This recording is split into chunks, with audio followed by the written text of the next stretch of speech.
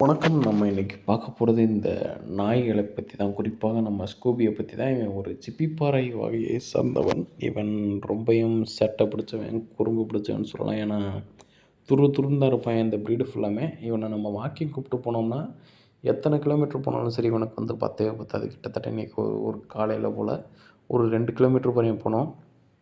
ஆனா, அவன் சோர்வும் அடையல. அதேமாரி அவனுடைய வேகத்தையும் குறைக்கவே இல்ல.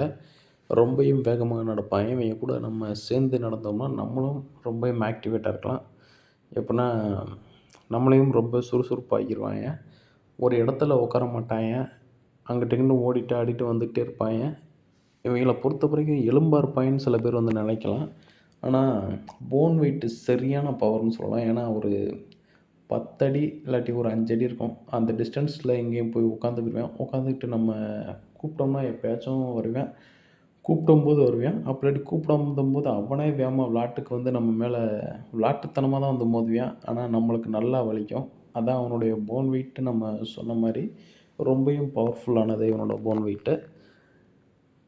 இவன் வந்து அதிகமான இதில குலைக்கலாம் மாட்டான். நேரா எடுத்தோனே ஆட்கள வந்து கடிக்கிற மாரி தான் போறான். இது எதனாலன்னு தெர்ல. ஏன்னா மக்கள், மனிதர்கள் கூட இவன் வந்து அதிகமான அளவுல பழக்கமே இல்ல. முழுக்க முழுக்க நம்ம வந்து மாடியில தான் வச்சு இவன வளர்த்துட்ருந்தோம். அதனால அதிகமான மனிதர்கள நம்ம வந்து இவன் கூட வந்து பழக்கம் படுத்தவே இல்ல.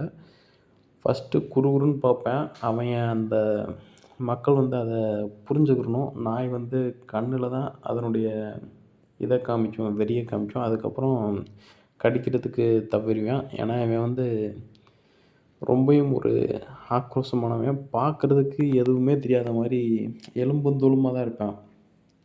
கிட்டத்தட்ட ஒரு சொங்கி மாரி தான் இருப்பான். ஆனா ரொம்பயும் ஆக்டிவான ப்ரீடுன்னே சொல்லலாம். ஏன்னா, நம்ம சொந்தக்காரங்கள மொதற்கொண்டு இவன் பார்த்தோனே ஒரு மாரி கடிக்கிற மாரி போயிருவான். அந்த அளவுக்கு விறுவிறுப்பா இருப்பான். நீங்க அதே மாரி சிப்பிப்பாறை நாய் வளர்த்தாலும் சரி, எது வளர்த்தாலும் சரி, நீங்க கண்டிப்பான முறையில வேக்சின் போடுங்க. ஏன்னா வேக்சின் போட்டு வளர்க்குறது ரொம்பவும் நல்லது.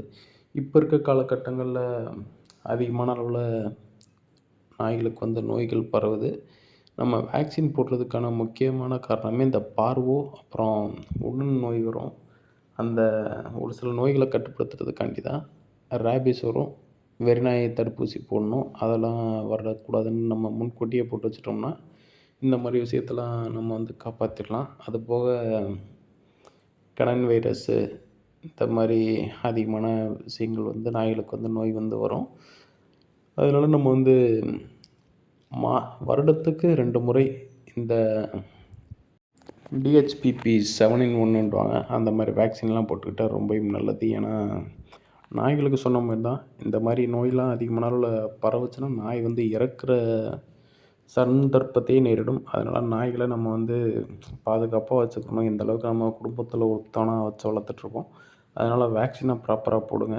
அது ரொம்பவும் நல்லது. நாட்டு நாய்களா இருந்தாலும் சரி, வெளிநாட்டு நாய்களா இருந்தாலும் சரி, இல்ல தெரு நாய்க்கள நம்ம எடுத்து வீட்ல வளர்க்கணும்னாலும் சரி, இந்த மாரி வேக்சின நம்ம போட்டு வளர்க்கும்போது ரொம்பவும் நல்லது. ஏன்னா, ஒரு ஆயுள் காலம்னு பார்த்துட்டீங்கன்னா, 15 வருஷம் வரையும் இந்த நாய்களுக்கு இருக்கும். அந்த 15 கால வருஷமாச்சும் நம்ம கூட ரொம்பவும் சந்தோஷமா வாழ்ந்துட்டு போகட்டும். அதனால தான் சொல்றேன் திரும்ப திரும்ப. அதேமாரி டிவார்மிங் பண்ணுங்க. ரொம்பவும் ப்ராப்பரான ஒரு டைம் பீரியட்ல 6 மாதத்திற்கு ஒரு முறை டிவார்மிங் பண்ணோம்னா ரொம்பவும் நல்லது. நம்ம அந்த மாரி ஒரு டைம் பீரியட்ல தான் பண்ணிட்டுருக்கோம். இந்த குடற்புழு நீக்கம் பண்ணலாட்டி என்ன ஆகும்னா, நாய்கள் வந்து சரியான முறையில சாப்பாடு சாப்பிடாது. ரொம்பவும் கம்மியான அளவுல சாப்பிடும். இதனால நாய்கள் வந்து மெலிந்து போகும். அப்புறம் எடை கூடவே கூடாது. லைட்டா ஒரு சில நாய்கள்லாம் எடை கூடும். இந்த விஷயத்த நம்ம செய்யாம விட்டோம்னா, எடை கூடவே கூடாது. அதனால நம்ம வந்து ப்ராப்பரா செஞ்சு வச்சுக்கிடணும். அப்புறம் நம்ம விதைகள் விற்பனை செஞ்சுட்டு வந்துட்டுருக்கோம்.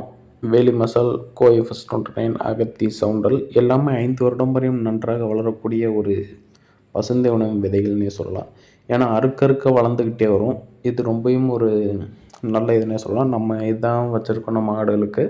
விரைவில் நம்ம வீடியோ எடுத்தும் போடுவோம். ஏன்னா இது வந்து வறட்சியும் தாங்கும். அதுவும் இல்லாம இப்போ மழை அதிகமான அளவுல டெல்டா மாவட்டங்கள்ல பெய்யும். அந்த மாரி சூழ்நிலையிலும் தாங்கி வளரக்கூடியத தான் நம்ம விற்பனை செஞ்சுட்ருக்கோம்.